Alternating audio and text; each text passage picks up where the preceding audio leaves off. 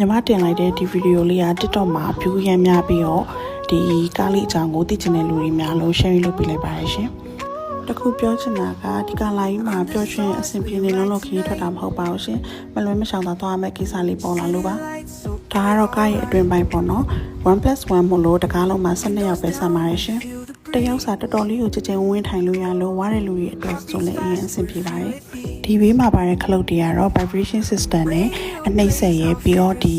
ထိုင်ကုန်အတင်ချရဲပေါ့နော်ခြေထောက်တင်တဲ့ခုံရဲပြီးတော့180ဒီဂရီလှည့်ချလို့ရတဲ့ခလုတ်တွေရဲပေါ့နော်အဲ့ဒါလေးပါပါတယ်ဒီဟာကတော့သူတို့ပြီးထားတဲ့ဆောင်လေးပေါ့နော်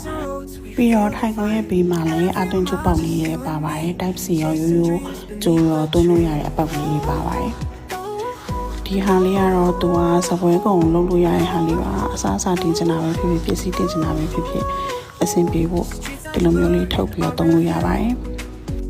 ပြီးတော့ရွှေမန္တလာနေပြီးတော့မုတ်ဘူးပေါ့နော်သူတို့ပေးနေကြအတိုင်းမုတ်ဘူးလေးလာပေးပါတယ်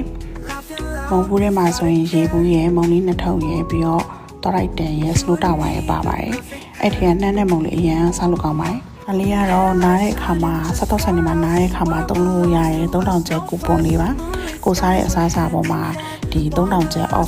off မဲ့ကူပွန်လေးပေါ့နော်ညီမတို့ကမောင်နှမ3အောင်မလို့9000ရခဲ့ပါတယ်အခုဒါကတော့ဒီလိုက်ကာလေးပေါ့နော်ကိုယ့်ရဲ့ privacy ကိုယ့်ရဲ့နေရာလေးကိုလိုက်ကာလေးကပြီးနေရပါလိုက်ကာလေးဆွဲပြီးနေရပါမိန်းကလေးတယောက်တည်းခရီးသွားမယ်ဆိုလို့ရှိရင်လေဒါလေးကတော့ privacy ရှိပြီးတော့အရင်လုံခြုံတာမလို့ညီမတို့အရင်သဘောကျပါတယ်ကိုယ့်ရဲ့ privacy နေရာတည်တံ့လေးပေါ့နော်အဲ့လိုမျိုးအခန်းလိုမျိုးလေးဖြစ်သွားပါတယ်လုံးလုံးကြုံကြုံနဲ့စိတ်ချလက်ချအိမ်လို့ရပါတယ်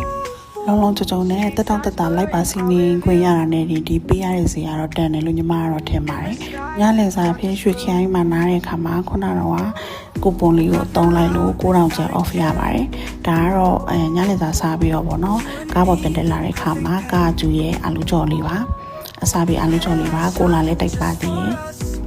ဒါကတော့သူအနှိမ့်ဆက်ခလုတ်လေးပေါ့နော်သူကအလို vibration အရင်ကြီးအပြင်းထန်ကြီးတော့မဟုတ်ဘူးနည်းနည်းပေါ့နော်ဒီကြောလေးကို vibration လေးနည်းနည်းပြီးတဲ့အခါမှာ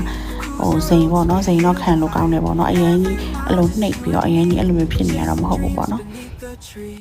ဒါကတော့မိုးလင်းပါပြီမန္တလေးကိုရောက်ပါတော့မယ်